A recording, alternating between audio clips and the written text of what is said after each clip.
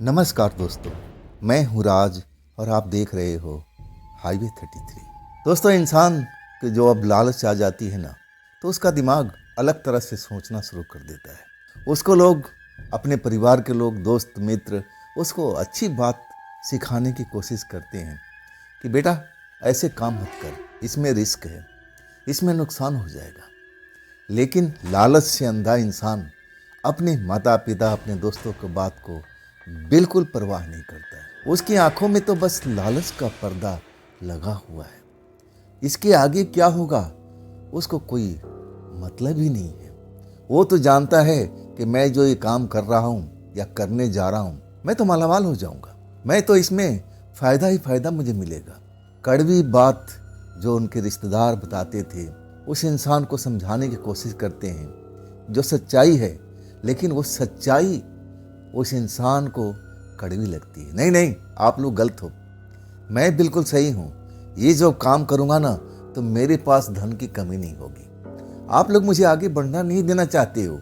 इंसान ऐसा ही बोलता है जिसके ऊपर लालच की पर्दा आंखों पर छा जाता है। ये कहानी है दोस्तों कपिल कुमार की, उत्तराखंड के रहने वाले कपिल कुमार। और आज से लगभग 25 साल पहले की बात है, जब कपिल कुमार खुद 26-27 साल के हो चुके थे। अच्छा भला काम उनका था जिसमें उनको बैठे बैठे आमदनी होती थी, इतना भाग दौड़ टेंशन नहीं लेना पड़ता था। अपना एक छोटा सा बिजनेस खोल रखे थे और उसी बिजनेस से वो आगे बढ़ने की कोशिश कर रहे थे। अब उनके जो परिवार था पूरा पूरा गांव में रहता था। गांव में अब उनकी एक छोटी बहन थी जिसका रिश्ता लगभग तय ही हो चुका था, और उसके लिए घर पर भी पैसे जोड़े जा रहे थे। उनके जो जो पिता थे, अब वो भी कुछ पैसा अपने रिटायरमेंट से जोड़े थे, वो भी बचा कर रखे हुए थे। और इसके बाद जो कपिल थे, ये भी अपने बहन के रिश्ता के लिए, शादी के लिए पैसा जोड़ रहे थे कि भाई अगले साल मेरी बहन की शादी होगी, तैयारी तो अभी से करना पड़ेगा, तो अभी से तैयारी करना पड़ेगा। मतलब उस वक्त तक कपिल कुमार जी के मन में ऐसा कोई भाव नहीं था कि जो मेरे पास में बचत है मैं उसको कहीं ऐसे काम में लगा दूंगा जहाँ से वो पैसा मुझे वापस नहीं आएगा। उन्होंने ऐसे बात को सोचा नहीं था। तो चलिए कपिल कुमार जी की ही शब्दों द्वारा इस कहानी को आगे बढ़ाते हैं। दोस्तों, मेरा नाम कपिल है, मैं उत्तराखंड का निवासी।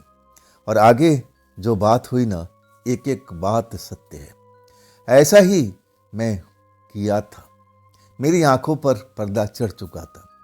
मेरा तो अच्छा खासा काम चल रहा था, ज़्यादा भाग दौड़ करने की मुझे ज़रूरत नहीं थी। पिता ने मेरे लिए बहुत अच्छा काम सोच रखा था और वही काम मैं कर रहा था। अब पिताजी भी रिटायर आ चुके थे और बहन की शादी भी होनी थी।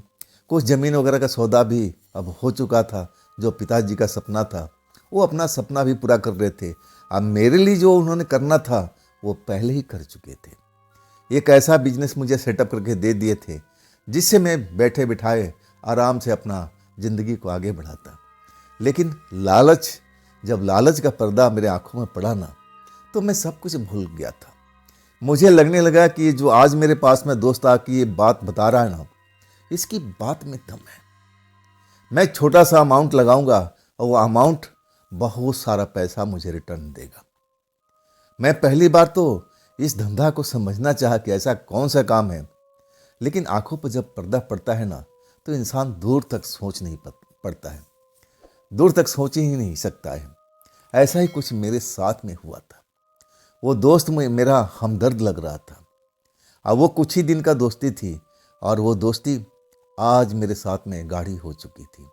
और वो जो कहता था मैं उसकी बात को मानने के लिए तैयार रहता था कि हाँ, यही मेरा फ़ायदा कराएगा, मेरे को आगे बढ़ाएगा, यही मेरा सीढ़ी है, सफलता की सीढ़ी है, इसी की उंगली पकड़ कर मैं आगे बढ़ जाऊंगा। मैं ऐसे ही अब सपना देख रहा था। अब जो मेरे पास में पूंजी बची हुई थी, मैं उसके कहे अनुसार अब उसके जो काम बताया था उसमें लगा देता हूँ, उसकी बातों पर विश्वास करके, और मुझे फ़ायदा भी मिलता है। उसकी जो रिटर्न पैसा आता है, तब मैं बड़ा खुश हो जाता हूँ। अब मैं सोच लिया कि अरे मेरे पास में ज़्यादा पैसा होता तो मैं और लगा देता और मेरे पास में पैसा आता। लालच ऐसी ही होती है। तब मेरा वो दोस्त कहने लगा अरे तुम एक ही बार में पैसा लगाओ ना, अब देखो डबल डबल आएगा पैसा, कहीं भागने की दौड़ने की जरूरत ही नहीं है। ये तुम्हारे पास में मौका है, लेकिन ये मौका निकल गया ना, फिर हम तुम कुछ नहीं कर पाएंगे। ये आखिरी मौका है तुम्हारे पास में। मैं सोच में पड़ गया था, पैसा तो मेरे पास में था, जो मैं लगा भी दिया था और रिटर्न भी आ चुका था, अब कुछ ज़्यादा ही आ गया था। मैं भी बड़ा खुश था। मैं अपने दोस्त पर विश्वास कर रहा था कि हाँ, ये सच तो बोल रहा है, मुझे अब एक ही बार में सब पैसा लगा देना चाहिए। लेकिन वो जितना बोल रहा था कि इतना पैसा लगाओ, उतना पैसा तो मेरे पास में नहीं था। जो भी था, अब लेक दे करके एक घर था मेरे लिए जो पिताजी ने खरीदा था, एक मेरा ऑफिस था। मैं सोचने लगा कि क्या मैं ऑफिस को गिरवी रख दूं, घर को गिरवी रख दूं, तभी तो इतना पैसा आएगा। मैं इतना लालच में पड़ चुका था। अब मैं अपने आप को रोक नहीं पाया। बाजार से पैसा अपने ऑफिस के नाम पर लेता हूँ, कागज़ जमा करा देता हूँ, घर के नाम पर लेता हूँ और अच्छे मोटे ब्याज पर। मुझे लगा कि ये पैसा तो रिटर्न आ जाएगा, फिर क्या है, अपना ऑफिस भी छुड़ा लूँगा, घर भी छुड़ा लूँगा। अगर ये मौका हाथ से निकल गया, फिर तो मैं जैसा था वैसे ही रहेगा, मैं कभी आगे नहीं बढ़ पाऊँगा। और वैसा ही मैं करता हूँ। लेकिन जब ये बात की पता चलता है कि अब तो सारा पैसा डूब चुका है, वो मेरा दोस्त जो रात दिन मेरे पास में आता रहता था, हम उसके साथ कभी कभी ड्रिंक भी लिया करते थे, अब तो आना ही बंद कर दिया। मैं उसके पीछे भाग रहा था कि वो दोस्त कहाँ है, जिसके कहने के अनुसार मैंने उस पर पैसा लगाया था, पैसा दिया था, वो कहाँ गया, कहाँ गया। वो तो एक नटवर लाल था, एक ठग था, जो मेरी सारी दौलत को अब उसने हथिया लिया था। और हथियाने के बाद कौन किसी का दोस्त भाई, वो तो ये जा वह जा, उसका आता पता ठिकाना कुछ भी नहीं है। लेकिन मैं आसानी से उसका पीछा नहीं छोड़ता हूँ। जहाँ जहाँ मुझे पता लगता है कि हाँ, यहाँ पर मिलेगा, वहाँ पर मिलेगा, तब मैं एक ऐसे जगह पर जाता हूँ जहाँ पर दिन में भी लोग बाग जाने से डरते थे। वो मेरा दोस्त ऐसे एक हॉन्टेड घर में रहता था, छुप करके, मेरे से छुप करके, बाजार से छुप करके, वो लोगों की नज़र से छुप करके उस घर में रहता था। अब मैं जब उसके पास जाता हूँ, जब उसको पकड़ता हूँ, तो रोने लगता है। कहता है कि तुम ही नहीं, मैं भी बर्बाद हो चुका हूँ। अपनी बात जब बताता है तो मेरे आगे अब कुछ बचा ही नहीं था। मैं भी लूट चुका था और वो भी बर्बाद हो चुका था। अब तो मार्केट वाले पैसे के असूली के लिए मुझे भी ढूंढ रहे थे। जिनसे मैं ब्याज पर पैसा लिया था, वो मुझे ढूंढ रहे थे। और कुछ ऐसा ही हालत उसका भी था। जो मेरा दोस्त था ना, वो भी ठगा गया था। जैसे मैं ठगा गया था, वो भी ठगा गया था। हम दोनों की हालत अब एक जैसी ही थी। मैं उस पर अपना गुस्सा निकालता था कि मैं तुम्हारे कहने के अनुसार सब पैसा लगाया, मेरा पैसा लौटा दो, मैं और किसी को नहीं जानता, मैं तुम्हें जानता हूँ। तब वो रोने लगता और कहता कि दोस्त, मैं तो तुम्हें आगे बढ़ाना चाहता था, तुम्हारे साथ मैं भी बढ़ना चाहता था, लेकिन सब कुछ खराब हो गया दोस्त। अब कुछ नहीं हो सकता है, अब कुछ नहीं हो सकता है। मैं तो बर्बाद हो गया था, लेकिन साथ में वो भी बर्बाद हो चुका था। अब उसके साथ तो और भी ज़्यादा बर्बादी हुई थी। मुझसे भी ज़्यादा वो पैसा लगा चुका था। अपने गांव के कुछ ज़मीन बेच बाच करके वो पैसा लगाया था और सब कुछ लूट पिट गया था। अब तो बस रोने के अलावा हम दोनों के पास में कुछ भी नहीं बचा था। इधर मार्केट में हम लोगों को ढूंढ रहे थे लोग, जो हमने मोटे ब्याज पर पैसा लिया था। उनके आदमी हमें चक्कर लगा कर ढूंढ रहे थे कि कहीं ये लोग मिले, कहीं ये लोग मिले। लेकिन अब पता लग जाता है ना, तो मैं भी डर गया था। अब मेरे साथ में क्या होगा। उस टाइम मैं अपने पिताजी के पास जाना चाहिए था, अपने परिवार के पास जाना चाहिए था, सारी बातों को परिवार के सामने रखना चाहिए था। लेकिन मैं बहुत डरा हुआ था। मुझे लगा कि अब ये बात मैं पिताजी को बताऊंगा ना, तो उनको सदमा जरूर आ जाएगा। इतना मोटा पैसा मैं बर्बाद कर दिया था। अब तो पिताजी के पास ना नौकरी थी, और जो भी रिटायरमेंट का पैसा मिला था, वो ज़रूरत से ज़्यादा मुझ पर खर्च किए थे। और इसके बाद एक छोटा सा हिस्सा मेरे बहन के लिए रखा था शादी ब्याह करने का। और हम दोनों का लालसा थी कि हम अपनी बहन को, पिताजी के अब जो था, जो इच्छा थी, उसके अनुसार धूमधाम से शादी करे। लेकिन सब कुछ बर्बाद हो चुका था। मैं अपने दोस्त से कहता हूँ कि बताओ, मेरी तो ऐसी हालत हो गई है कि ना तो मैं अपना ऑफिस खोल सकता हूँ, ना अपने घर पर जा सकता हूँ। अब मैं क्या करूँ, अब मैं क्या करूँ। तब मेरा दोस्त कहता था, ऐसा कर कपिल, कुछ दिनों के लिए तू गांव चला जा, अपने गांव में रह। जब उचित समय आएगा ना तो मैं तुझे जरूर बुलाऊंगा। लेकिन अभी तेरे इस शहर में रहना ठीक नहीं है। जिनसे हम ब्याज और पैसा लिए हैं वो गलत लोग हैं, वो कुछ भी कर सकते हैं। मेरे साथ भी कुछ ऐसा ही हुआ है। मैं भी अब अपने जो भी मिलने वाले हैं, जानने वाले हैं, मैं उनसे कुछ पैसा मांगा हूँ और जल्दी ही मैं पैसा मुझे मिल जाएगा तो मैं उनको लौटा दूंगा। कम से कम हम सुरक्षित तो रहेंगे। और तब मैं कहने लगा, मैं क्या करूं, मैं किससे पैसा मांगूं, मैं कहाँ जाऊं। तब बोला, अपने गांव जाओ, अपने पिताजी की सारी हालात बताओ कि हमारे साथ में ऐसा हो चुका है। लेकिन इतना बड़ा रिस्क मैं लेना नहीं चाहता था। मैं जानता था कि अगर ये बात मैं जाके अपने पिताजी को बोलूँगा ना तो सदमा तो जरूर आ जाएगा, अब फिर संभालना मुश्किल हो जाएगा। इसलिए मैं बहुत डरा हुआ था। मैं गांव जाने का सोच भी नहीं सकता था। लेकिन अब करूं तो क्या करूं। मैं कहने लगा कि देख भाई, तू मेरी मदद करेगा कि नहीं करेगा। आज तब वो कहने लगा कि मैं मदद जरूर करूंगा, लेकिन कम से कम 2 महीने का टाइम लगेगा। 2 महीने में वादा करता हूं कि जो मार्केट का हमने उधार पैसा लिया हुआ है, मैं भी लिया हूं, तू भी लिया है, उस पैसे को हम लौटाने की कोशिश करेंगे। लेकिन 2 महीना तक इंतजार करना पड़ेगा। 2 महीने तक हमें छुप कर रहना पड़ेगा, और तब जाकर के हम ये काम को कर सकता हूँ। इतना आसान काम नहीं है पैसा ढूंढना फिर उनको लौटाना। समय चाहिए, समय लगेगा। मैं तो बहुत ही बर्बाद हो चुका था। अब मेरे पास में कोई घर भी नहीं था। मेरा घर पर तो लोगों को नज़र लगी हुई थी कि कब लौटेगा, कब हम इसको पकड़ेंगे, कब इसे वसूली करेंगे। लेकिन मैं अपने घर कैसे जाऊं, अपना ऑफिस में कैसे जाऊं। मेरा दोस्त कह रहा था कि 2 महीना तुम्हें छुप करके रहना पड़ेगा, और इसके बाद मैं तुमसे वादा करता हूं कुछ न कुछ मैं तुम्हारी जरूर मदद करूंगा। अब इसके अलावा मेरे पास बचा ही क्या था। और तब मैं कहने लगा, ये घर तेरा है जिसमें रह रहा है। कहने लगा, हाँ ये मेरा ही है। मैं आड़े वक्त का लिए खरीद कर रखा हुआ था, बहुत कम दामों में। लेकिन ये घर ठीक नहीं मेरे दोस्त। ये जिससे मैंने घर खरीदा था उसका भी कहना था कि ये जो घर है ना, कभी कभी इसमें अजीब अजीब आवाज़ें आती है। किसी औरत का रोने का, चिल्लाने का, सिसकियाँ ऐसे कुछ सुनाई देता है। ये घर हम लोग के लिए ठीक नहीं है। लेकिन हमारी मजबूरी है, मेरी तो मजबूरी है कि मैं भी अब तुम जैसे तुम बेसहारा हो चुके हो, मैं भी हो चुका हूँ। और तब मैं इस घर में आया हूँ। मैं तो ये घर खरीदा था कि जब कुछ लंबा अरसा हो जाएगा, लोग बाग भूत के बारे में भूल जाएंगे, और तब मैं इस प्रॉपर्टी को बेच दूंगा, इसमें मुझे मुनाफा मिल जाएगा। ऐसा ही मैं कुछ काम करता रहता हूँ। मैं इसी घर में आकर के शरण लिया हूँ, और लोगों को नज़र में ये घर हॉन्टेड है। तो इस घर में कोई भी आने से डरता है। हम अभी यहाँ पर सुरक्षित है, लेकिन कुछ भी कहा नहीं जा सकता है कि इस घर में कब क्या होगा। मैं कभी भूत प्रेत को मानता नहीं था, पढ़ा लिखा इंसान था। मैं इन चीज़ों पर कभी यकीन नहीं करता था। और तब मैं कहने लगा कि ये घर तेरा ही है ना। अब ये घर मेरा हो चुका है।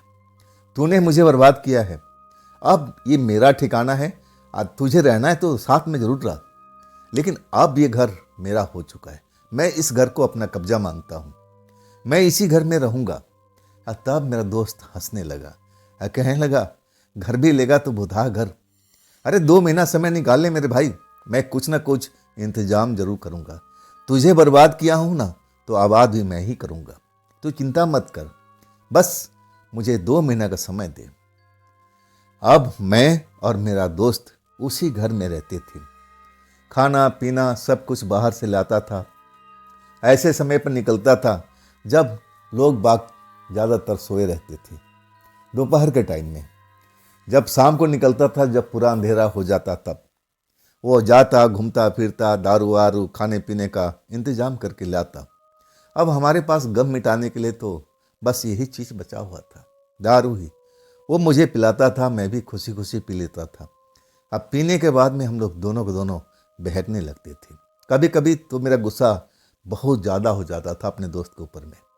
और तब मुझे समझाता था कि नहीं, सब कुछ मैंने बर्बाद किया है तो आबाद ही मैं करूँगा। अब ऐसा ही हमारे टाइम निकलने लगा था। मैं तो भूल करके भी अपने ऑफिस की तरफ जाता तक नहीं था कि कोई मुझे देख ले, उनको पता लग जाएगा कि मैं कहाँ रहता हूँ, मेरा पीछा करते यहाँ तक आ जाएंगे। तो मैं तो डरा डरा सा रहता था। चलो 2 महीने की बात है ना, 2 महीने मैं ऐसे ही इसी घर में गुजार दूंगा। भूत प्रेत पर मैं कभी भी यकीन करता ही नहीं था।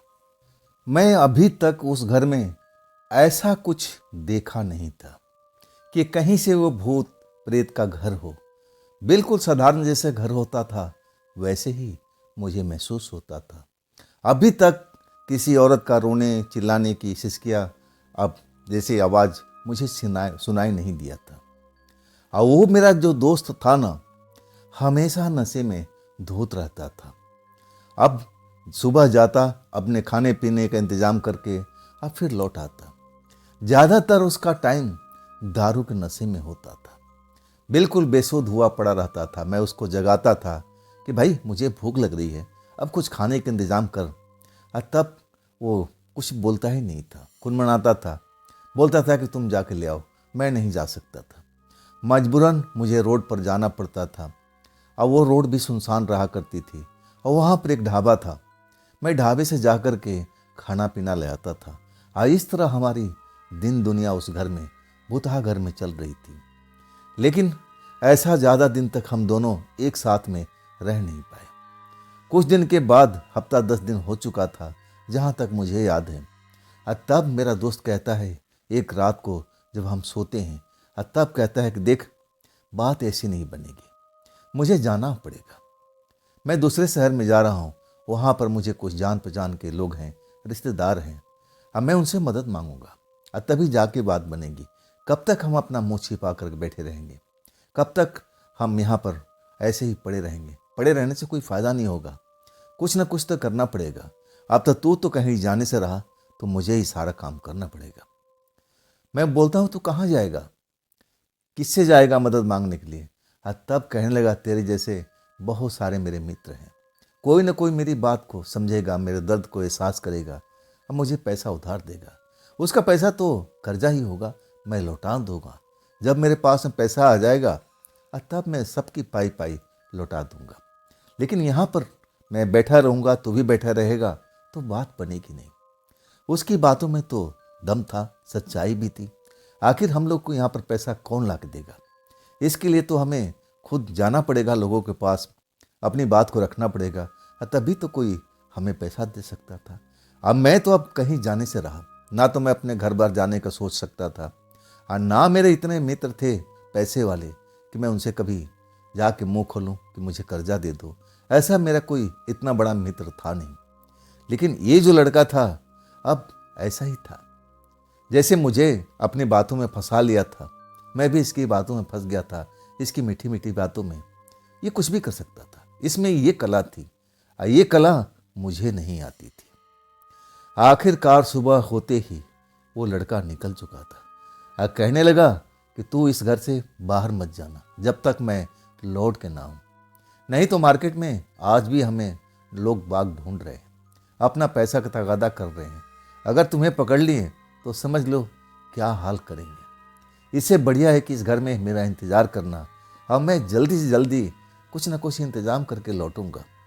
इसी घर में रहना। मुझे समझा के बुझा करके कुछ पैसे भी मुझे दे के गया। खाने पीने में कमी मत रखना, अब तुम्हें पता है कहाँ से क्या लाना है। और वो जो घर था ना, बिल्कुल सुनसान एरिए में था। वो वाकई में दिन में भी वो घर लगता था जैसे भूता घर हो, क्योंकि आसपास में ऐसा ही कुछ माहौल बना हुआ था। लेकिन अंदर में जब जाता था ना, तब वो घर मुझे बड़ा शांति प्रदान करता था। मुझे नहीं लगता था कि इस घर में कभी भूत प्रेत का वास हुआ हो। अब भूत प्रेत की बात से तो मैं हमेशा नकारता ही रहता था। मुझे नहीं लगता था कि भूत प्रेत आज के टाइम में होते होंगे। ये तो बीती हुई बात है, सदियों पहले ये सब परंपरा रही होगी, ये सब तो खत्म हो चुकी है। कौन भला पढ़ा लिखा इंसान इन बातों को मानता है? मैं तो अपना पढ़ाई लिखाई पर घमंड करता था, पढ़ाई लिखाई में कहीं नहीं बताया गया है कि कोई आत्मा किसी के घर में वास करती है, लेकिन ऐसा नहीं था। मेरे दोस्त जाने के बाद मैं अब अकेला पड़ गया था। वो घर अच्छा तो लगता था, लेकिन कभी कभी मुझे घबराहट भी होती थी। एक अंदर से ना जाने कौन सा खौफ था जो मुझे कभी कभी घबराहट भर देती थी। तब मैं समझ नहीं पाता था, पसीने पसीने से नहा लिया करता था, लेकिन कुछ देर के बाद फिर मन शांत हो जाया करता था। ऐसा मेरे साथ में कई बार हो चुका था। मुझे लगा कि ये सब सोच का नतीजा है। मैं ऐसी ऐसी बातें सोचता रहता हूँ, तब बीपी बढ़ेगी बढ़ेगी, शायद मुझे बीपी की समस्या अब हो रही है, ऐसा मेरा मानना था। लेकिन अब करूँ तो क्या करूँ? अब मेरे पास में कोई चारा भी नहीं था। करूँ तो क्या करूँ? अब अपना दोस्त का इंतज़ार ही करना था। दोस्त गया, कब लौटेगा कुछ सही बात बता कर नहीं गया। कह के जो रुक गया था कि मैं जल्दी लौटूंगा, पैसा का इंतज़ाम करके। मुझे मालूम है कि मैं ये काम कर सकता हूँ। अब वाकई में वो कलाकार व्यक्ति था, वो कुछ भी कर सकता था। जब मुझे ऐसे इंसान को अपनी बातों में फंसा लिया तो और लोगों को भी फंसा सकता था। वो ऐसा ही था। उस घर में मुझे अब अकेले 2 दिन बीत चुका था। रातें भी तो मैं ड्रिंक करके अब फिर एक बार सो गया तो सुबह ही नींद खुलती थी। अब समय पास करने का मेरे पास में कुछ नहीं था। दिन के टाइम बहुत बोरियत भरा होता था और वो गर्मी भरी दिन थे। दिन में अब हमें तो एसी में रहने की आदत थी, लेकिन उस घर में एसी को तो भूल जाओ। पंखा भी सही ढंग से चल जाए, वही सबसे बड़ी बात थी। अब मैं ऐसे घर में कभी भी नहीं रहा था जो मुझे रहना पड़ रहा था। ऐसी गरीबी हालत में मैं कभी अपने आप को पाया नहीं था। लेकिन अब वक्त है, किसके साथ कब क्या खेल कर देगी कुछ कहा नहीं जा सकता है। हमारे सपने तो बहुत बड़े बड़े होते हैं। हम रोज अपने लिए सपना बुनते हैं कि अब हम एक काम करेंगे, इसमें मुझे सफलता मिलेगी। लेकिन नियति जो सोच रखी है ना, नियति के आगे कुछ भी नहीं होता है। जो समय तुम्हारे साथ में चल रहा है, कब कौन सा खेल खेलेगा ये तो समय भी जानता होगा। हम इंसानों की बस की बात नहीं है। लेकिन उस रात जब मैं ड्रिंक करके अपने आप को कोसता रहता हूँ कि मैं क्यों इसके अपने दोस्त के बातों में आया। अगर मैं ऐसा नहीं करता तो मेरी ज़िंदगी आराम से अपने घर में बीतती, मेरे ऑफिस में बीतता। ऐसा दिन मुझे देखने को नहीं मिलता। अब मैं क्या करूँ? क्या पता मेरा दोस्त कब लौटेगा कि नहीं लौटेगा। मन में शंकाओं का बादल भरा हुआ था। मेरे आंखों में आंसू आ रहा था। मैं अपने माता पिता को याद कर रहा था। मैं उनसे बार बार माफ़ी मांग रहा था कि मुझसे बहुत बड़ी गलती हुई। ये काम मुझे बिना आपकी सलाह का करना नहीं चाहिए था। मैं तो अपने आप को उस टाइम फन्ने खान समझ लिया था। इंसान को जब लालच आ जाती है ना, तो सब कुछ भूल जाता है। वही हाल मेरे साथ में हुआ था। उस रात मेरी आंखों में आंसू बह रहा था। मैं अपने भविष्य के बारे में सोच रहा था कि कैसे मैं क्या करूँगा। अगले साल मेरी बहन की शादी होनी। मेरे पिता तो उम्मीद लगा रखे हैं कि जो मैंने पूंजी खड़ा किया है वो पूंजी सही सलामत होगी और उसमें से जो आमदनी चल रही है उसी से मेरी बिटिया की शादी हो जाएगी। अब पूंजी हमारा खड़ा का खड़ा रहेगा। लेकिन अब सब कुछ गड़बड़ हो चुका था। मुझे बहन की भी चिंता सता रही थी। मैं बहन से भी माफ़ी मांग रहा था कि मैं ऐसा अपराध कर चुका हूँ, गलती कर चुका हूँ। अब मैं क्या करूँ? अब मैं क्या करूँ? अपने आप को रोते बिलखते ना जाने कब रात ज़्यादा हो जाती है। मुझे समय का एहसास होता नहीं है। तब एक सिसकी उसी घर में, जिस घर में मैं आराम कर रहा था, सो रहा था, उस खाट पर सामने की एक अलमारी थी। उस अलमारी में से मुझे एक औरत की रोने की, सिसकी लेने की आवाज़ सुनाई देती है। मुझे लगा कि ये सपना है, ये मेरा मन का भ्रम है, ऐसा हो ही नहीं सकता है। मैं एक बार और सुनने की कोशिश करता हूँ और तब वो आवाज़ मुझे सुनाई नहीं देती है। मुझे लगा कि मेरे मन का भ्रम है, ऐसा कुछ नहीं है। अब रात भी ज़्यादा हो चुकी थी और मैं रोते रोते मेरी आँख भी दुखने लगे थे। मैं सोचा कि अब आराम करना चाहिए। ज़्यादा सोचना विचारना ठीक भी नहीं होता है। अब तो मेरे दोस्त पर ही उम्मीद थी कि वो लौटेगा तो सब कुछ पहले जैसा हो जाएगा। अब वो कब आएगा उसी बात का मुझे भ्रम था, धोखा था। जो कहा जाए कि लौटेगा कि नहीं लौटेगा, मेरे मन में आशंकाएं के बादल मंडरा रही थी। मेरी आंख लग चुकी थी, मैं अपने खाट पर सो चुका था। और जब मुझे एहसास होता है कि मुझे कोई उठा रहा है, तो एक पल तो ऐसा लगा कि मेरा दोस्त लौट आया, मेरा दोस्त लौट आया है, अब सब कुछ सही हो जाएगा, सब कुछ सही हो जाएगा। लेकिन अगले पल मुझे एहसास होता है कि कौन, मेरा दोस्त तो कहाँ से लौट आया? अगर लौट के भी आया तो मेरे पास में कैसे आया? मैं तो अंदर से दरवाज़ा को लॉक कर रखा हूँ, तो बिना खटखटाए ये मेरे पास कैसे पहुँच गया? मैं आंखें खोल देता हूँ और जब सामने देखता हूँ ना, तो मैं समझ नहीं पाता हूँ कि जो मैं देख रहा हूँ मेरा भ्रम है मन का, या फिर हकीकत है, या मैं सपनों की दुनिया में हूँ। मैं देखता हूँ कि एक 25-26 साल की लड़की, औरत, आप जो भी समझ लो, सफ़ेद कपड़ों में मुझे दिखाई दे रही है। मेरे पास में चारपाई के पास में खड़ी, और उसी ने मुझे शायद उठाया था, और तब मेरी आँख खुली थी। जब मैं उसको देखता हूँ ना, तो एकदम ऐसा लगता है कि मैं ना जाने क्या हो जाएगा। उस वक्त में दिल की धड़कन बढ़ जाती है। मैं समझ नहीं पाता हूँ कि मेरे इस बंद कमरे में ये औरत, ये लड़की आई कहाँ से? कौन है ये? कहीं मैं सपने में तो नहीं हूँ? कहीं मेरे दिमाग का भ्रम तो नहीं है? ज़्यादा सोचने, विचरने, रोने से कहीं मैं भ्रम का शिकार तो नहीं बन गया? मुझे तो ऐसा ही लगा था उस वक्त में। मैं अपनी आंखें खोलता हूँ, बंद करता हूँ, लेकिन जब दोबारा आंखें खोलता हूँ तब भी वो मुझे नजर आ रही है। और तब मेरे दिल की धड़कन बढ़ जाती है। मैं मुंह खोलता हूँ बोलने के लिए, लेकिन बोल भी नहीं पाता हूँ। मैं उससे पूछना चाहता था कि आप कौन हैं, आप इस कमरे में कर क्या रही हैं, लेकिन आवाज निकले तब ना। लेकिन मैं बोलूँ ना बोलूँ, लेकिन वो जो लड़की थी वो बोल पड़ी थी, घबराइए मत, घबराइए मत, हम आपको कोई तकलीफ नहीं देने वाले। मैं एक प्रेतात्मा हूँ, अब मैं यहाँ सालों से कैद हुई पड़ी हूँ। जो भी इस घर में रहने के लिए आता है, अब वो कुछ ही दिन में इस घर को छोड़ के भाग जाता है। मैं उसे मदद मांगने की कोशिश करती हूँ, लेकिन कई लोग तो मुझे देख ही नहीं पाते हैं। उनको लगता है कि आवाज़ कहाँ से आ रही है, वो मुझे दिखते ही नहीं है। मतलब मैं तो उनको देख सकती हूँ, लेकिन वो मुझे नहीं देख सकती। लेकिन आपने मुझे देख लिया, ये सबसे बड़ी बात है। आप मेरे दुख दर्द को आप समझ सकते हैं। मैं क्या आपसे कुछ देर के लिए बात कर सकती हूँ? पढ़ी लिखी वो आत्मा लग रही थी, इतनी शिष्टाचार से बात कर रही थी ना कि मैं तो देखते ही रह गया था। मैं भूत प्रेत को तो मानता नहीं था, लेकिन आज मेरे सामने में खुद वो लड़की कह रही थी कि मैं एक प्रेतात्मा हूं और सालों से इस घर में कैद हुई पड़ी हूं। जो भी इस घर को लेता है, खरीदता है, मैं उसके पास मदद जरूर मांगने के लिए आती हूँ, लेकिन वो लोग मेरी आवाज़ ही को सुन पाते हैं, मुझे देख नहीं पाते हैं। और तब वो लोग डर जाते हैं, घबरा जाते हैं कि घर भूता है। लेकिन मैं उनका कोई बुरा करने का मेरे मन में ऐसा कोई विचार नहीं। मैं तो खुद एक दुखियारी हूँ।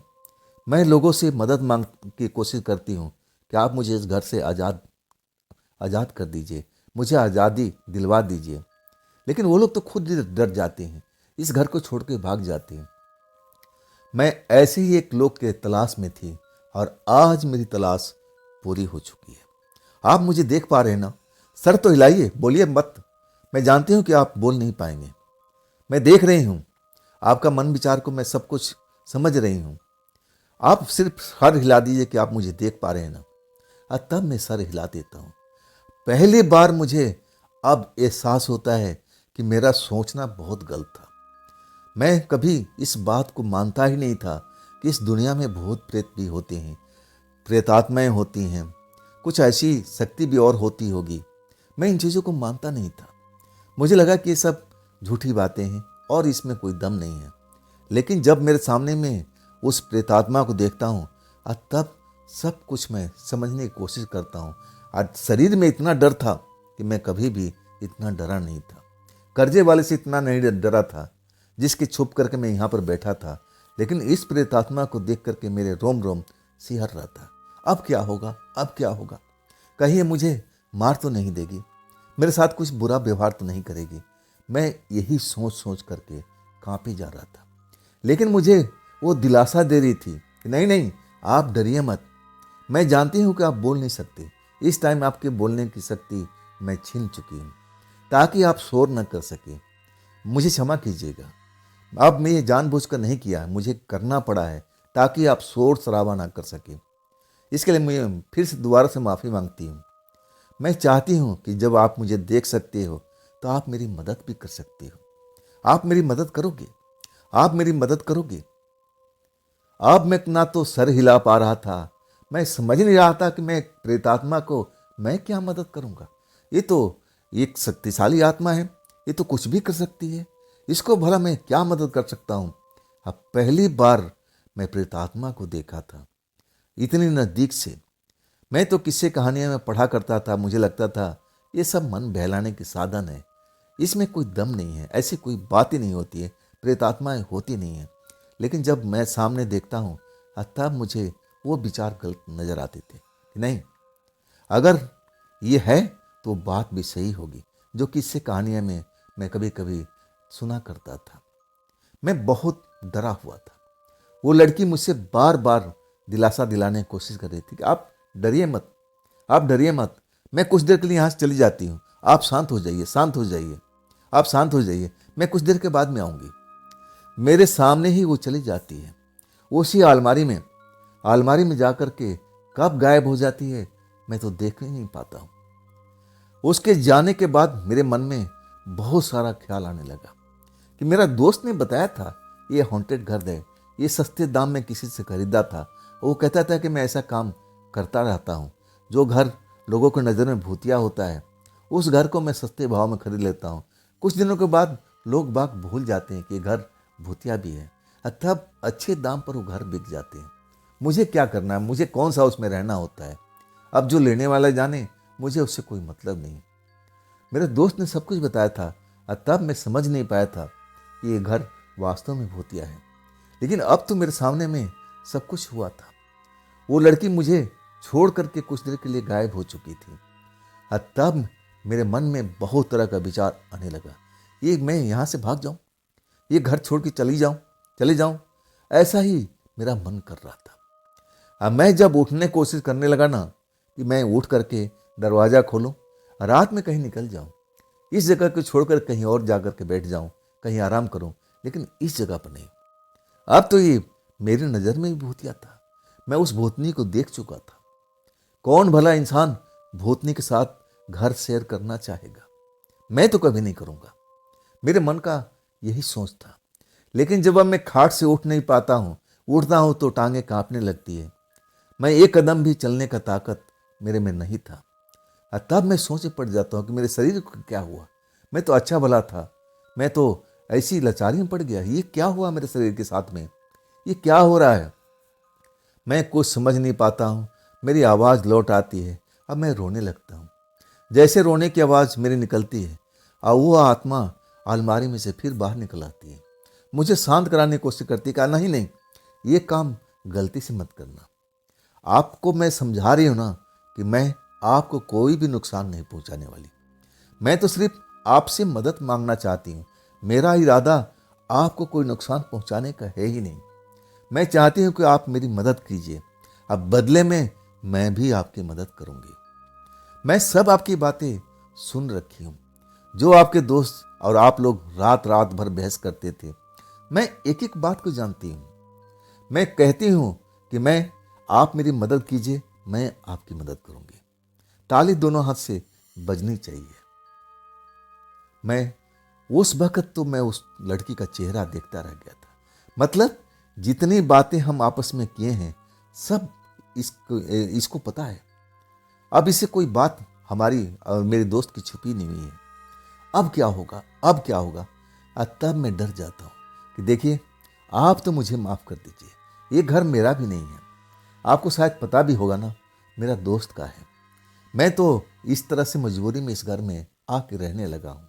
आप मुझे माफ़ कर दीजिए, मैं इस घर को छोड़ के चला जाता हूँ। तब वो लड़की कहती है, आप देखिए, इस घर में तो आना आसान है लेकिन जाना आसान नहीं है। कई लोग तो डर करके भाग जाते हैं, यहाँ पर तो एक रात भी सही ढंग से रुक नहीं पाते। लेकिन आप लोगों को अभी तक मैंने कुछ ऐसी काम करके दिखाया नहीं है। आप मुझे मजबूर मत कीजिए।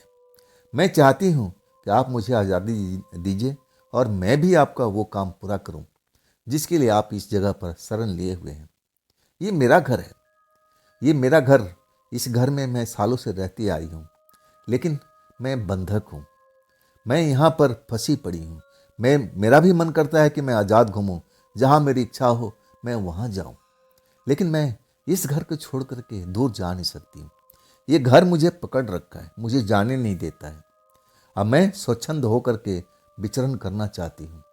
आप इस काम में मेरी मदद कीजिए ना, मदद कीजिए ना। मेरे मन में बहुत सारा डर था। मैं समझ रहा था कि मुझे कुछ ऐसी बात बोल करके लालच देगी। अब मैं एक लालच में तो आ गया था, अब दोबारा लालच में मैं फंसने वाला नहीं था। मैं इतना लालच से दूर भाग रहा था, मुझे लग रहा था कि लड़की मुझे लालच में फंसा रही है। वो कह रही थी कि जो आपसे गलती हुई है मैं उसकी भरपाई कर सकती हूँ, मतलब वो पैसा मुझे दिला सकती है या दे सकती थी। ये जब बात बोलती है तो मैं उसकी तरफ देखता हूँ और तब कहती हाँ हाँ, मैं ऐसा कर भी सकती हूँ, लेकिन बदले में मुझे आज़ादी चाहिए। आज़ादी मिल जाएगी और तब मैं ये काम कर दूंगी। आप मेरी बात पर भरोसा रखिए। मैं लालच में पहली बार तो फंस के बर्बाद हो गया था, लेकिन दूसरी बार मैं फंसना नहीं चाहता था। अब मैं उस लड़की से बोल पड़ा कि देखिए, मैं आपको जान चुका हूँ कि आप एक आत्मा हो, प्रेतात्मा हो, लेकिन हम तो तुच्छ इंसान हैं। हम आपकी मदद क्या करेंगे? ना तो मुझे पूजा पाठ आता है, ना मैं तंत्र विद्या का माहिर हूँ, तो मैं आपकी मदद कैसे कर सकता हूँ? शायद मेरा दोस्त कर सकता है, वो काम में बहुत निपुण है और उसी की वजह से मैं आज इस घर में हूँ। कुछ देर इंतजार कीजिए, कुछ दिन इंतजार कीजिए, वो जरूर आएगा। तब वो लड़की खिलखिला के हंसती है और कहती है, जब वो दोस्त मुझे देख पाता तब तो मेरा मदद करता। उसके सामने तो मैं कितनी बार आ चुकी हूँ और वो मुझे देख ही नहीं पाता है। जब तक वो देखेगा नहीं तो मेरी मदद क्या करेगा? आपने मुझे देखा है तो आप ही मेरा मदद कर सकते हो। आप में वो शक्ति मैं देख रही हूँ और तभी तो आप मुझे देख पा रहे हो, नहीं तो मैं किसी को दिखाई नहीं देती हूँ। आप में वो शक्ति है और तभी मैं आपसे रिक्वेस्ट कर रही हूँ कि आप मेरी मदद कर दीजिए। लेकिन मदद क्या करना था? मैं कोई तांत्रिक था, न ओझा गुनी था, मैं कोई पुजारी था? मुझे तो कुछ भी नहीं आता था, एबीसीडी भी नहीं आता था, तो मैं किस हिसाब से उसका मदद करूँगा? मैं सोच में पड़ गया। तब लड़की कहती, अरे अरे, इतना सोचिए मत, कोई बड़ी बात नहीं है। चलिए आज आराम कीजिए और कल हम फिर बात करेंगे। लेकिन खबरदार, इस घर से बाहर निकलने का कोशिश भी मत कीजिएगा, चाहे दिन हो या रात हो। आप अब मेरे अधिकार में हैं। आपको कोई बाहर से कोई बचाने वाला भी नहीं आएगा। आप मुझे गुस्सा बिल्कुल मत दिलाइएगा। आप पढ़े लिखे लगते हैं और तभी मैं आपसे सलीके से बात कर रही हूँ। मेरी बात को नज़रअंदाज मत कीजिएगा। मैं इस जगह से सालों से फंसी हुई हूँ। मैं दोबारा अब इस घर में रहना नहीं चाहती हूँ। आप मेरे लिए अब एक रास्ता बताने वाले आ गए हैं। मुझे उस रास्ते से आप इस घर से बाहर निकाल सकते हैं, लेकिन आप इस घर से कदम बाहर निकालना तो समझ लेना कि आपके साथ में मैं क्या कर सकती हूँ। वो खुली चेतावनी मुझे अब दे रही थी, मुझे धमका रही थी, डरा रही थी और मैं डर भी गया था। मुझे लगा कि मैं इस घर में आकर के अब फंस चुका हूँ। मैं इस घर से कभी निकल ही नहीं पाऊंगा। वो मुझे समझा बुझा करके चली जाती है उसी अलमारी में। शायद उसका वो आने जाने का रास्ता था या ना जाने क्या था, उसे अलमारी में रहती थी या उसमें कोई ऐसा रास्ता बना हुआ था जिस रास्ते से कहीं चली जाती होगी। उसका कोई अब रहने का ठिकाना होगा। मुझे उसमें कोई दिलचस्पी नहीं थी। मुझे बस ये सोचना था कि मैं इस घर से कैसे भाग पाऊंगा। मैं अपना दिमाग लगाने लगता हूँ। अब मैं सोचता हूँ कि कभी न कभी तो इसको भी आराम करने की जरूरत पड़ती होगी, इसको भी नींद आती होगी, तो मैं उसी टाइम इस घर से बाहर निकल जाऊंगा। मैं देखता हूँ कि ये मेरा क्या बिगाड़ लेगी। एक बार मैं इस घर से निकल गया ना, तो मैं दोबारा इस घर में कभी लौट के नहीं आऊँगा। सुबह हो चुकी थी, सुबह के 4 बज चुके थे। पूरा घर में सन्नाटा पसरा हुआ था। बाहर भी सन्नाटा मुझे सुनाई पड़ रहा था। झींगरों की आवाज़, झाई झाई आवाज़ और कुछ चिड़ियों की आवाज़ जैसे सुनाई देती है। और तब मुझे लगता है कि सुबह हो चुकी है। अब सुबह हो गई है। मैं किसी कहानियाँ में सुना था कि जब सुबह हो जाती है ना, तो प्रेतात्माएं सो जाती हैं, वो अपनी गहरी नींद में चली जाती हैं। अब फिर मेरे लिए रास्ता आसान हो गया था। मुझे लगा कि अब क्या है, अब तो मैं आराम से इस घर से बाहर निकल सकता हूँ। और मैं चारपाई से उठता हूँ और धीमे धीमे दरवाज़ा पर जाता हूँ। जैसे ही दरवाज़ा को खोलता हूँ, जैसे ही सिटकनी, अब मुझे जोर का झटका लगता है, जैसे बिजली का करंट उस दरवाजे के अंदर में फैल चुकी हो। दूर जाके गिरता हूँ, आसपास देखता हूँ कि वो प्रेतात्मा जाग गई है क्या। चोट तो लगी हुई थी, पूरा शरीर में झंझनाहट सी हो रही थी और मुझे ऐसा लग रहा था कि वो प्रेतात्मा यहीं आसपास में है। अब मैं अपने आसपास देखने की कोशिश करता हूँ, लेकिन वो कहीं भी नजर नहीं आती है। मैं दोबारा एक बार फिर वही कोशिश करता हूँ कि कुंडी खोलूँ, दरवाज़ा खोलूँ और बाहर निकल जाऊँ। दूसरी बार भी मेरे साथ में वही होती है, जैसे उस टाइम में बिजली का करंट दरवाजे के अंदर में पास हो रहा हो। जोर का झटका लगता है। अब मैं फिर दूर जा गिर जाता हूँ और उसके बाद मेरी हिम्मत नहीं होती है कि मैं दरवाजे को खोलूँ। मुझे लगने लगा कि वो गहरी नींद में जरूर सो गई होगी, लेकिन ऐसा कुछ करके गई है ताकि मैं उस दरवाजे को खोल ना सकूं, बाहर न निकल सकूं। मैं बहुत परेशान हो गया था। मैं इतना डर से अब कांप गया था। मुझे लगने लगा कि अब मैं इस घर से कभी भी जिंदा तो बाहर निकल नहीं पाऊंगा। ऐसे टाइम में मेरे अपने दोस्त का याद आने लगा। अगर वो होता तो मेरे साथ ये खेल नहीं होता, अब मैं सुरक्षित रहता। लेकिन ये गया और ये मुसीबत अब मेरे सामने में खड़ी हो चुकी थी। पूरा दिन मैं बहुत कोशिश कर चुका था, लेकिन उस दरवाजे को छूने की अब दोबारा मुझे हिम्मत नहीं थी। मैं और रास्ता देख चुका था, लेकिन कहीं पर भी मुझे ऐसा कुछ रास्ता नहीं मिलता। मैं उस घर में बुरी तरह से फंस चुका था। अब मेरे पास में क्या था? कुछ खाने पीने का सामान जो मेरा दोस्त रखा करता था, दारू की बोतल, उसका तो फेवरेट चीज़ हुआ करती थी। नशा का बगैर तो रह नहीं सकता था, रुक नहीं पाता था। अब मैं भी उसके साथ इस घर में आकर के नशेड़ी बन चुका था। मुझे लगा कि बस अब जो अपना गम भुलाने का तरीका है, बस बोतल ही है। बोतल का वहाँ कमी नहीं थी। खाने पीने का ड्राई फ्रूट वगैरह बहुत उसने रखा था। हाँ, मुझे दाल रोटी की जरूर चिंता थी कि अब मुझे दाल रोटी कहाँ से मिलेगी, कहाँ से मैं भोजन कर पाऊंगा। मैं तो इस घर में अब कैदी बन चुका था। दरवाज़ा तो खोल नहीं सकता था, ना मैं चिल्लाता तो बाहर सुनाई देता। उस आत्मा ने मुझे सब कुछ समझा दिया था कि चाहे तुम चीख सकते हो, चिल्ला सकते हो, मैं रोकूंगी नहीं, लेकिन सब कुछ चिल्लाना व्यर्थ हो जाएगा। बाहर तुम्हारी आवाज़ जाएगी नहीं जब तक मैं ना चाहूँ। अब वैसा कर चुकी थी, अपने घर को पूरी तरह से सुरक्षित कर दिया था ताकि मैं ऐसा कुछ भी न कर सकूं जो उसको पसंद नहीं था। वो मदद चाहती थी। कैसा मदद? क्यों फंसी हुई थी? अरे फंसी थी, कोई तांत्रिक को पकड़ो। मुझ में ऐसा क्या शक्ति है भाई, मैं क्या कर सकता हूँ? मैं दारू पीने लगता हूँ। पूरा शाम ऐसे ही निकल जाता है। मैं बार बार अलमारी की तरफ देखता हूँ कि इसी के अंदर में शायद बैठी तो नहीं है। जब दारू पी लेता हूँ ना, तब थोड़ा हिम्मत जाग जाती है, शक्ति आ जाती है, डर दूर भाग जाता है। अब फिर मैं जा करके अलमारी को खोल देता हूँ, लेकिन उसमें वो दिखाई नहीं देती है। मैं उस अलमारी के पीछे टटोलने की कोशिश करता हूँ, इसमें कोई रास्ता है। ऐसा कोई रास्ता तो नहीं है आने जाने के लिए, प्रयोग करती होगी, लेकिन वो अलमारी में ऐसा कुछ भी नहीं था। तो फिर इसी अलमारी के अंदर में तो गई थी, कहाँ है, किस जगह पर है? मैं उसको बुलाने लगता हूँ। नशे में जब होता है ना, तो इंसान डरता नहीं कि अब क्या होगा, आगे क्या होगा, पीछे क्या होगा। एक अलग ही जोश होता है और वो जोश में आ चुका था। मैं उस प्रेतात्मा को आवाज़ देता हूँ कि आपने मुझे इस घर में कैद कर दिया है, लेकिन आप मुझे रोक नहीं पाओगे। मैं अभी थोड़ी देर के बाद में इस घर से मैं निकल जाऊँगा। मैं आपसे बात करना चाहता हूँ, आओ मेरे साथ में बैठो, बातचीत करो। मैं अब अकेले इस घर में हूँ, आप आओ, मैं आपसे बहुत कुछ पूछना चाहता हूँ। शेर बन चुका था। जब नशा चढ़ जाता था तो इंसान अपने आप में होता ही नहीं। अब वैसे ही कुछ हालत मेरे भी हो चुकी थी।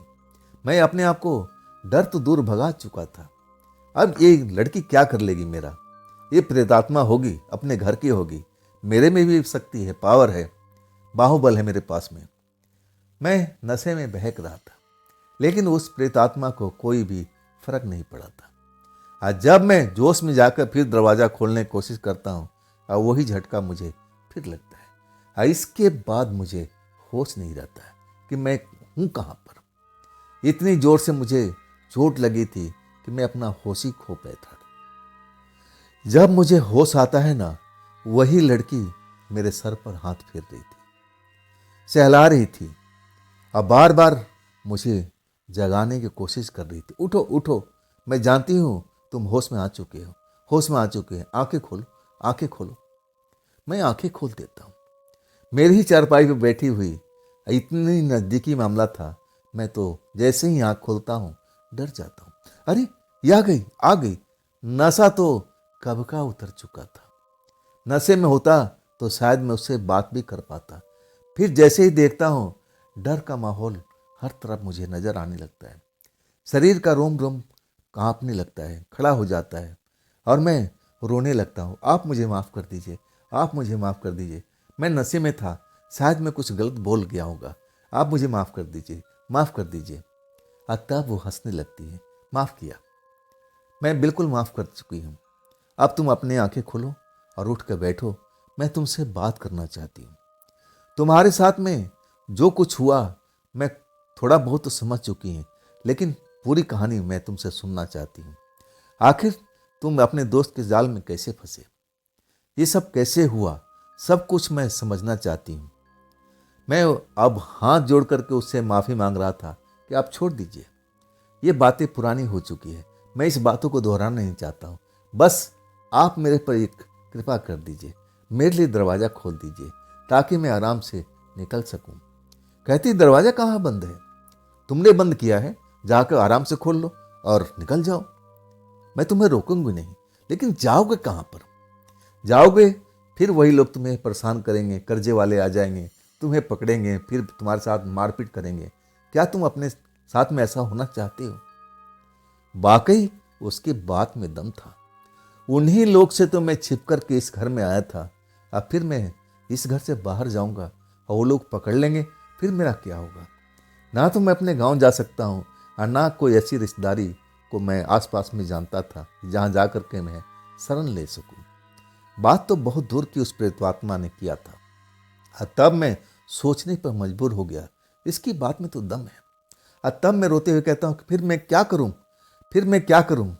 कहती है कि मैं जो कह रही हूँ ना, मैं आपकी मदद करूँगी तो करूँगी, लेकिन पहले आप मेरी मदद करोगे।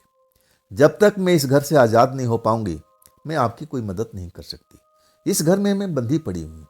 इस घर से मैं जब तक बाहर नहीं निकलूंगी तब तक कोई भी काम आपके लिए नहीं कर सकती। मैं चाहती हूँ कि जल्द से जल्द आप मुझे इस जगह से आज़ादी दिलवा दीजिए। मैं बोल पड़ता हूँ कि कैसे? मैं कोई तांत्रिक नहीं हूँ, ना मैं ओझा गुनी हूँ, ना पंडित हूँ, ना कोई मैं मंत्र जानता हूँ। तब कहती है इसमें कोई मंत्र का आवश्यकता नहीं है।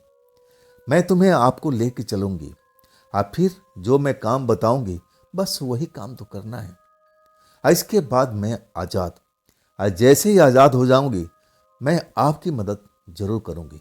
मैं किसी से वादा करती हूँ तो मैं निभाती हूँ, और मैं मरने के बाद भी ये काम करूंगी, चाहे इसके लिए मुझे कोई भी कष्ट झेलना पड़े, लेकिन मैं अपने वादा से पीछा ना हटूंगी। ये मेरा वादा है, बस मुझे आज़ादी दिलवा दीजिए। तब मैं कहता हूँ कि कैसे, क्या करना होगा? कहती आज नहीं, कल की रात, कल की रात ये आपको करना पड़ेगा। अभी आप आराम कीजिए, खाने पीने का कोई समस्या है तो आप जा सकती हो, मैं आपको रोकूंगी नहीं। ये आपका घर है, आपका दोस्त का घर है, और आप लोग जो भी चाहे कर सकते हो। आप मेरी बात को समझ गए हो ना? मैं कहने लगा कि हाँ, मैं पूरी बात को समझ गया हूँ। अब कहती है अगर आपको जाना है तो आप जा भी सकते हो, और आपको लगता है कि आप बाहर जाकर के सुरक्षित हो तो अच्छी बात है। अगर आपको असुरक्षित अपने आप को समझते हो तो आप इस घर में लौट आना, मैं आपका स्वागत करूंगी। और कल की रात है मेरी आज़ादी की। अगर आप मेरी मदद करा दोगे तो समझ लो कि आपकी भी मदद मैं पूरी तरह से कर दूंगी। उसकी बातों में मुझे सच्चाई नजर आ रही थी।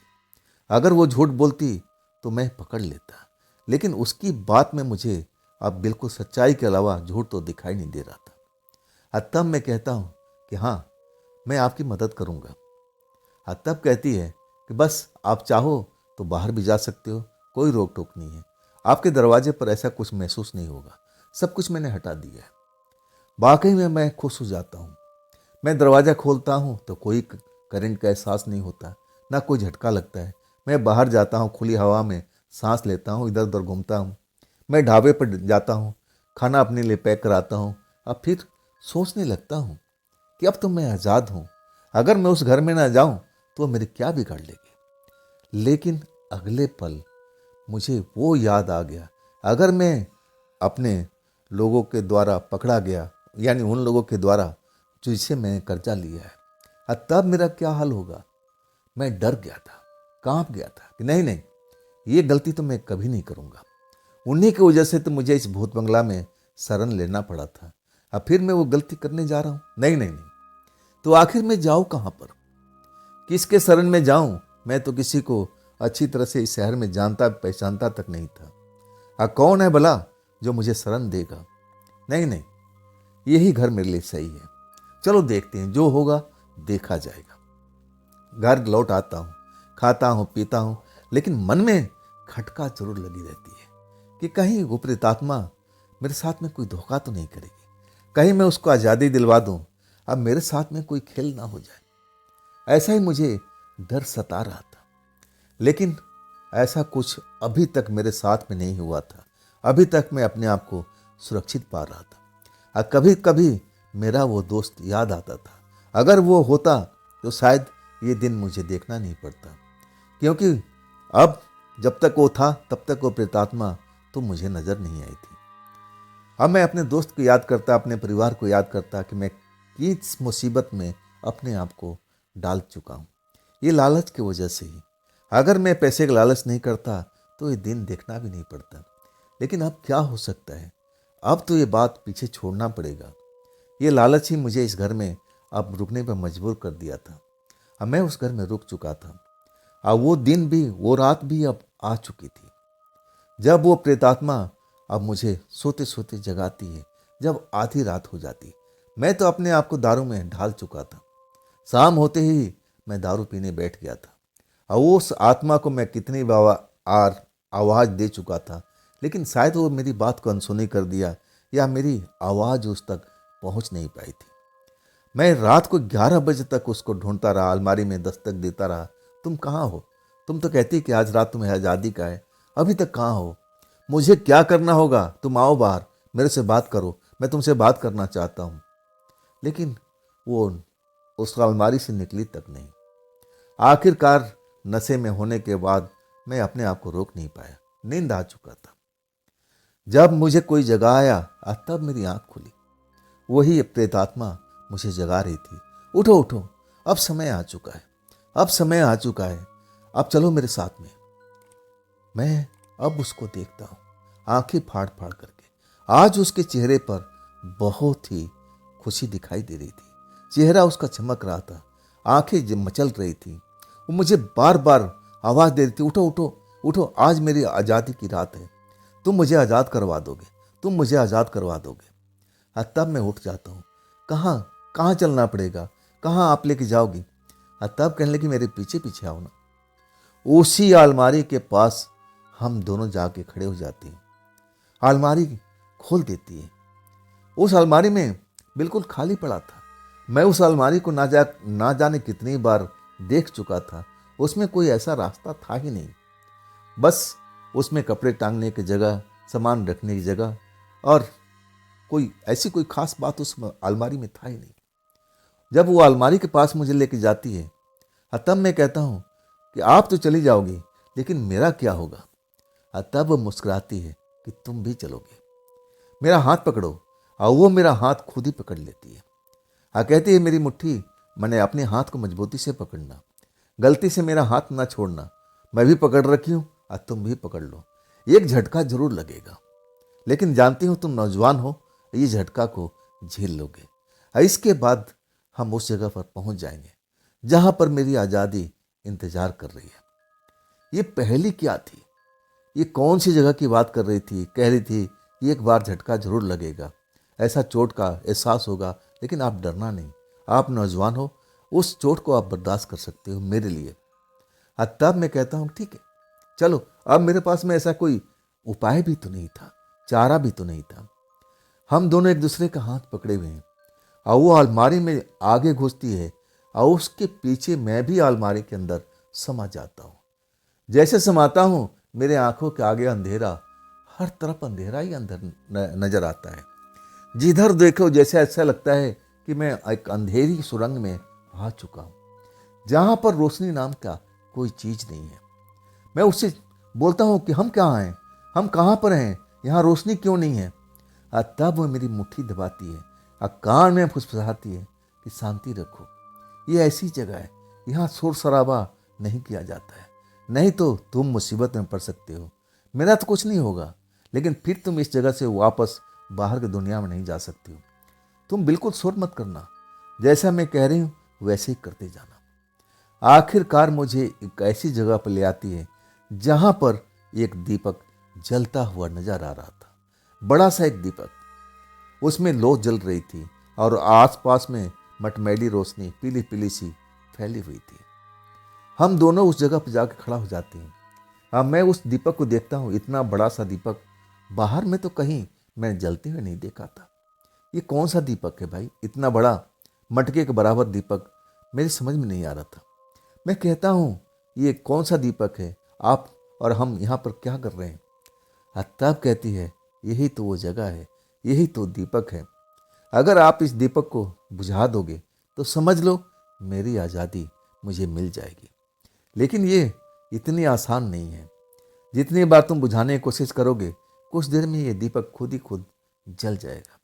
इसके बुझाने का तरीका अलग है। मैं पूछता हूँ कि क्या है तरीका, क्या है तरीका। तब कहती है कि आपको इस दीपक के अंदर में खड़ा होना पड़ेगा। मैं कांप गया था, डर से कांप गया था कि मैं अपना अपना शरीर लेकर के जलती हुई दीपक के अंदर में खड़ा हो जाऊं। मैं पागल हूं, अपने आप को जला दूं। वो शायद मेरी बात को समझ गई थी और कहने लगे ऐसा कुछ नहीं है, इस दीपक में जलता हुआ जोर दिखाई दे रहा है, ये लोगों को भ्रम में डालता है, इसका काम ही भ्रम है, ये ऐसा ही है, इसीलिए बना हुआ है। अगर आप इसके अंदर में खड़े हो जाओगे ना, ये दीपक खुद ही खुद बंद हो जाएगा।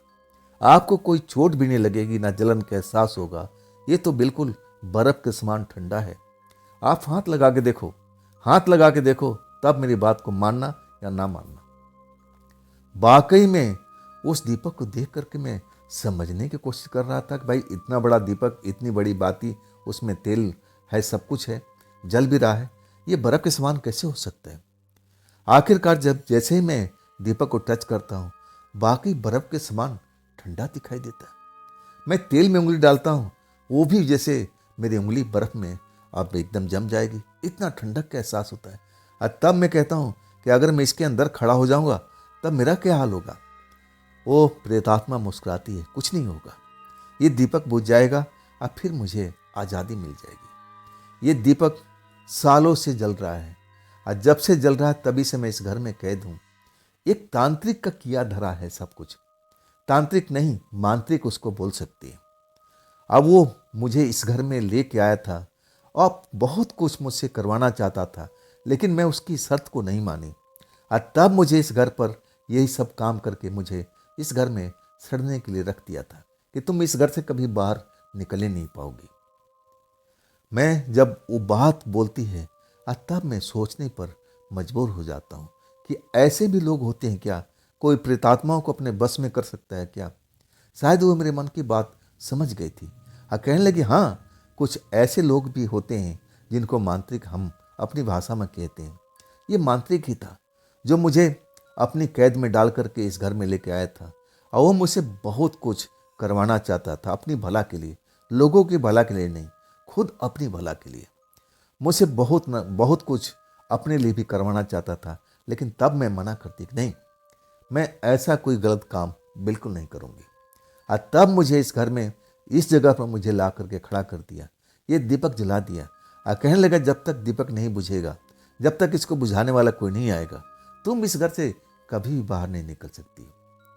मैं सालों से इस घर में तलाश कर रही थी कि ऐसा कोई इंसान आए जो मुझे देख पाए, उसमें वो शक्ति हो, वो ताकत हो। लेकिन यहाँ तो बहुत लोग आए, बहुत परिवार आया। मैं जब उनको दिखाई नहीं देती, मैं उनकी आवाज़ जैसे मैं बोलती थी तो उनको समझ में आ जाता था। और तब लगता था कि ये घर भूतिया है।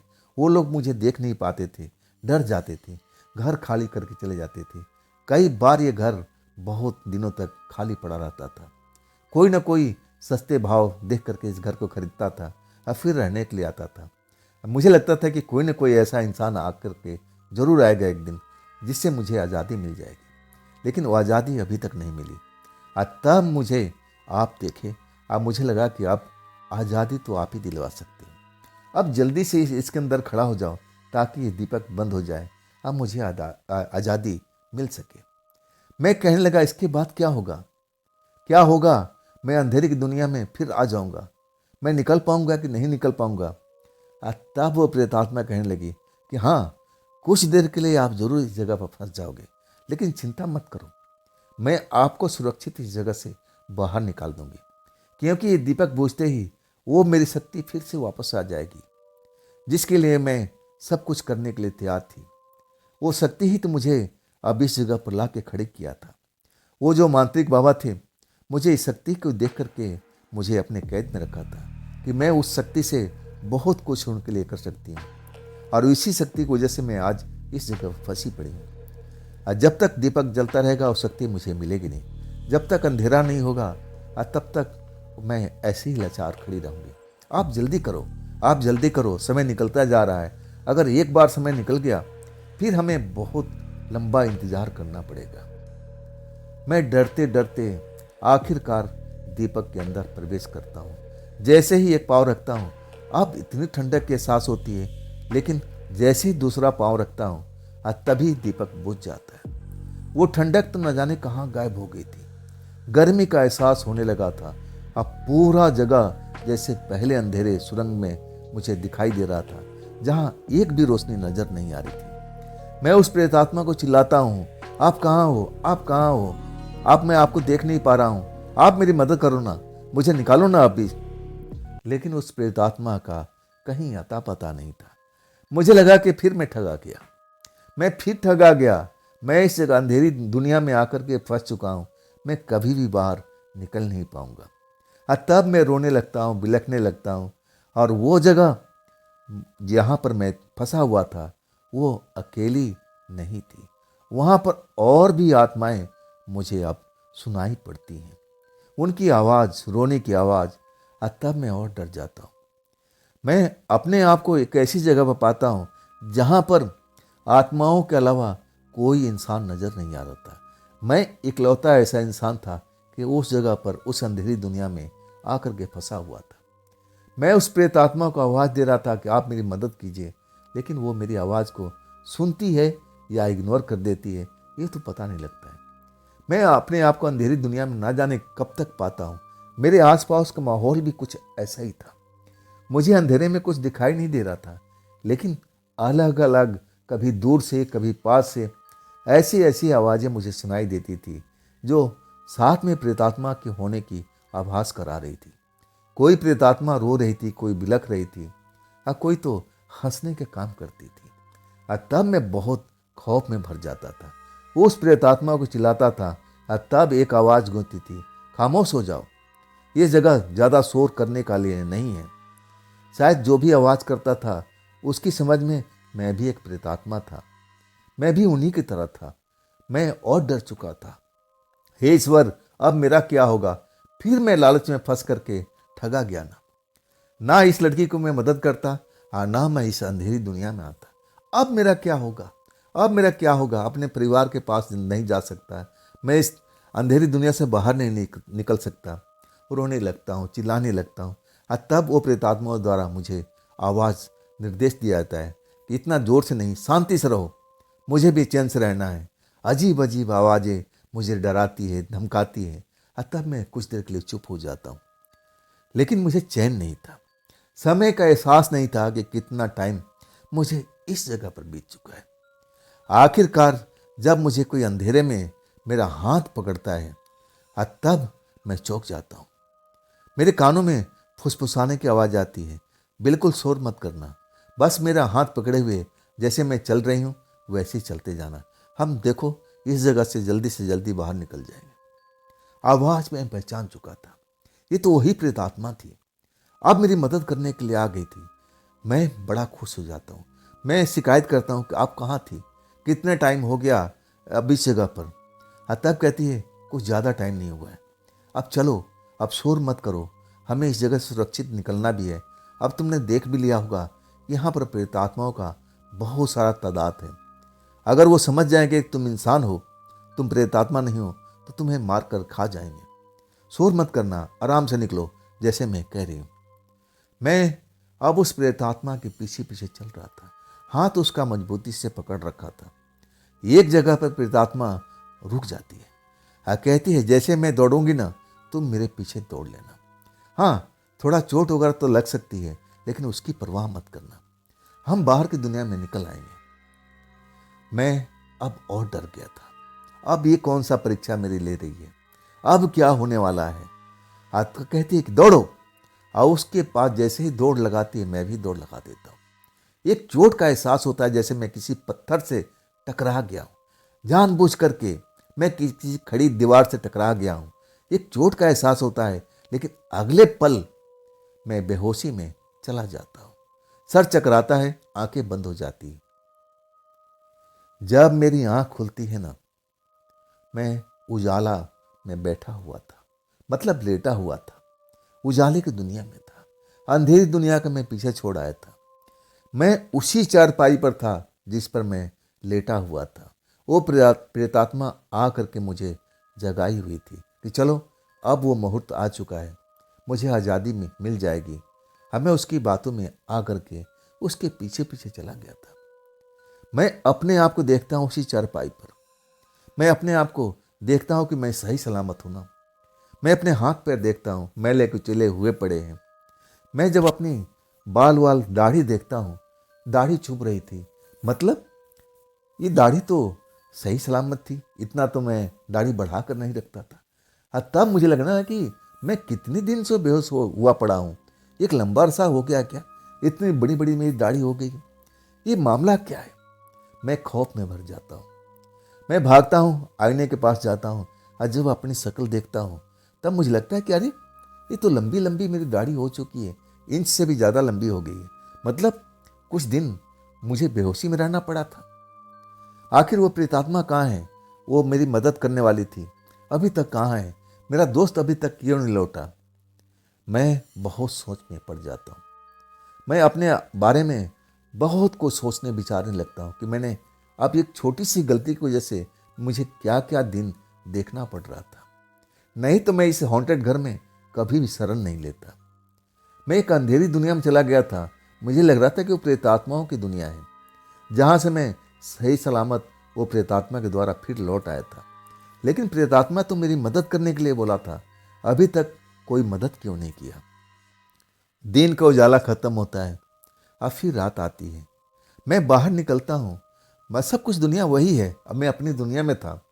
मैं उस ढाबा पर जाता हूँ, खाने पीने पैक कराता हूँ, फिर लौटता हूँ, बोतल खोलता हूँ, पीने बैठ जाता हूँ, और कब तक पीता रहता हूँ जब तक मैं बेहोश ना हो जाऊँ। जब मेरी आंखें बंद हो जाती है, मैं होश खो बैठता हूँ, और तब तक मैं पीता रहता था। मैं उस प्रेतात्मा को इंतजार कर रहा था कि कब मेरी मदद करेगी, लेकिन उसका कोई अता पता नहीं था। आखिरकार जब मुझे कोई जगाता है, आज तब मेरी आंख खुलती है। आज सामने देखता हूं तो वही प्रेतात्मा है, लेकिन अब उसका चेहरा खिला हुआ नजर आ रहा था। उसके चेहरे पर रंगत अब जैसे लौट आई थी, मुस्कुराता हुआ चेहरा। अब परिवर्तन था, शरीर में भी और चेहरे में भी। कहती है सबसे पहले मैं आपको धन्यवाद दे दूं, ताकि आपके द्वारा मैं इस जगह से आज़ादी पाई हूँ। अब मैं तो घूमती रही थी, जब से मैं यहाँ से आज़ादी पाई मैं तो विचरती रही थी। मुझे आने में थोड़ा वक्त लग गया, जरूर हफ्ता दिन तो जरूर लग गया है। पहली बार मैं अब अपने आप को जानता हूँ कि हफ्ता दिन तक मैं बेहोशी में था। तब मेरे मन को बात पढ़ लेती, अरे नहीं नहीं, आप बेहोशी में नहीं थे, अभी अभी आप तो होश में आए हो कुछ दिन पहले ही, मतलब रात में। वो सब कुछ बताने लगती है। समय आपको लगा था अब उस अंधेरी दुनिया में। जब मैं वहाँ से निकली ना, तो अपनी शक्ति को बढ़ाने के लिए मुझे कुछ करना पड़ा था।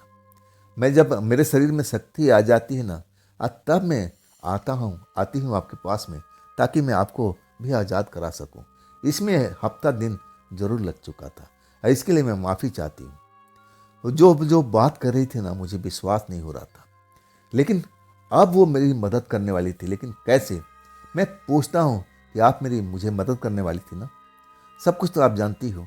तब कहती है मैं मदद तो कर चुकी हूँ, आप जाओ, अपना घर लौट जाओ, सब कुछ पहले जैसा हो चुका है, कोई भी आपका पैसा डूबा नहीं है, सब कुछ पहले की तरह है। मेरी आंखों पर विश्वास नहीं हो रहा था। मुझे लग रहा था कि वो मेरे साथ कोई गेम खेल रही है, फिर कोई झूठ का सहारा ले रही थी, मुझे ठगने की कोशिश कर रही थी। मैं कहने लगा, ऐसा कैसे हो सकता है? मुस्कुराते हुए कहती है, आप इस जगह से जाओ, अपना ऑफिस खोलो, अपने घर पर जाओ, सब कुछ पहले के जैसा हो गया, कोई भी आपको तंग नहीं करेगा। आपका बैंक बैलेंस भी सब कुछ मैंने पूरी तरह से भर दिया है। जो भी कर्जा था, मैं सबको कर्जा दे चुकी हूँ। अब आपको डरने की जरूरत नहीं है, लेकिन एक चीज गांठ बांध के रख लीजिएगा, दोबारा अपने दोस्त को नजदीक मत आने देना, नहीं तो फिर आप सब कुछ लौट पीट जाओगे, जैसे आपके साथ में हुआ था। वो किसी को भी नहीं छोड़ता, अपने सगे के भी नहीं छोड़ता, उससे आप दूर रहने की कोशिश करना, इसी में आपकी भलाई है। आखिर ये चमत्कार कैसे हुआ? मैं पूछ रहा था कि आपने ये कैसे किया, सचमुच में हुआ? तब कहने लगी, आप आम खाओ ना, पेड़ गिनने का फायदा क्या है? आप जब जाओगे, अपना ऑफिस खोलोगे, अपने घर पर जाओगे, अपना बैंक अकाउंट सब कुछ चेक करोगे, खुद आपको पता लग जाएगा। वो सब काम मैंने कभी का कर दिया है। अब आपको डरने की जरूरत नहीं है, आपकी पहली जिंदगी फिर से लौट आई है। लेकिन इस बार कोई गलती मत करना। वाकई में मेरे लिए वो आत्मा इतना कुछ कर बैठी थी। मैं जाता हूँ, मैं डरते डरते ऑफिस मैं खोलता हूँ, वहाँ पर मुझे कोई पकड़ने के लिए नहीं आता है। अब मैं पहली बार अपना घर लौटता हूँ, वहाँ पर भी मुझे कोई पकड़ने नहीं आता है। तब मुझे आभास होता है। अब फिर मैं जब अपना अकाउंट चेक करता हूँ, तो पर्याप्त धन मेरे पास में था। मतलब जो पैसा मैं लुटा चुका था, वो फिर लौट आया था। शायद प्रेतात्मा अपनी शक्ति से किया था, या सचमुच मेरे अकाउंट में इतना पैसा ट्रांसफर कर दिया था। मैं आज तक समझ नहीं पाता हूँ, लेकिन मैं वो चेतावनी कभी नहीं भूला था। उस लड़की ने साफ कहा था, वो लड़का सही नहीं है, आपका दोस्त सही नहीं है, वो किसी को नहीं आज तक बख्शा है, आपको क्या बख्शेगा? आप उससे दूर रहने की कोशिश करना। और इसके बाद तो मैंने गांठ बांध लिया था। इतनी डरावनी रातें, अंधेरे में मुझे रहना पड़ा था, सब कुछ उसी को जस्ट तो हुआ था। अगर वो मेरी ज़िंदगी में नहीं आता, ना उससे मैं दोस्ती करता, तो ये दिन मुझे कभी देखना नहीं पड़ता। तो दोस्तों, ये थी कपिल कुमार जी की भेजी हुई कहानी। आपको कैसी लगी कमेंट में ज़रूर बताइएगा। अगर आपके पास भी ऐसी कोई घटना है, कोई आप बीती है, अपनी कोई ऐसी स्टोरी है, तो आप मुझे शेयर कर सकते हो इंस्टाग्राम पर, व्हाट्सएप नंबर पर, मेरी मेल आईडी पर। हाँ दोस्तों, ये भी चैनल आप ही का है, तो इसको भी अपना प्यार दीजिए, दुलार दीजिए, लाइक कीजिए, सब्सक्राइब कीजिए, शेयर कीजिए अपने दोस्तों को, और हाइप वाले बटन को जरूर दबाइएगा। फिर लौटते हैं दोस्तों कल की रात इसी चैनल पर और इसी समय पर। आप लोग अपना ख्याल रखिएगा। नमस्कार।